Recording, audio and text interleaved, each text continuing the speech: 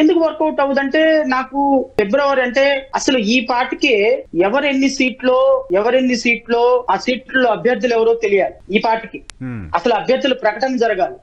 కనీసం ఇంకొక 170 రోజులు కూడా ఎలక్షన్ అయిన పరిస్థితుల్లో ఇంతవరకు పొత్తుంటుందా ఉండదా తెలియదు. ఒకవేళ పొత్తుంటే ఎన్ని సీట్లు షేరింగో తెలియదు.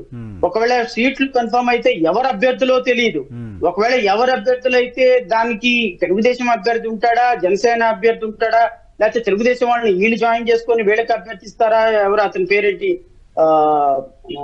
మచిలీపట్నం ఎంపీ లాగా బాలశౌరి లాగా అట్లా వైఎస్ఆర్సీపీ నుంచి వచ్చిన వాళ్ళకి ఇస్తారు అంటే ఇదంతా ఒక డైలమాలో ఉన్న పరిస్థితుల్లో మీకు ఇంకొక కీలకమైన విషయం చెప్తా.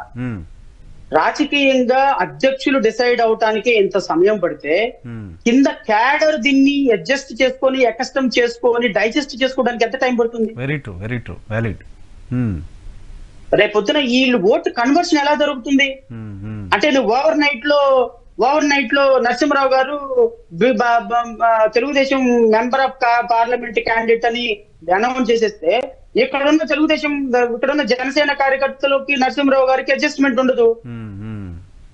రేపొద్దు నేను ఎట్లా రిసీవ్ చేసుకుంటాను? అసలు కనీసం ఒక రిఫ్లెక్షన్ టైం కార్యకర్తలకు ఇవ్వాలి టు ఎమర్జ్ చేసే ఓటర్స్. పైన వాళ్ళు స్ట్రాంగ్ గా ఉన్నారు, కలిసి ఉన్నారు అంటే కింద వాళ్ళు ఆటోమేటిక్ కలుస్తుంటారు. పైన విభేదాలు ఉన్నాయని అనుకుంటే కింద వాళ్ళు కలవడానికి కూడా ఛాన్స్ ఉండదు కదా. విభేదాలు పక్కన పెట్టండి సార్, అసలు మీరు ఇంకా పైనే డెసిషన్ తీసుకోవడానికి ఎంత సమయం పడితే కింద కార్యకర్తలు డైజెస్ట్ చేసుకొని దాన్ని ఓటుగా కన్వర్ట్ చేసుకోవడానికి ఎంత సమయం పడుతుంది?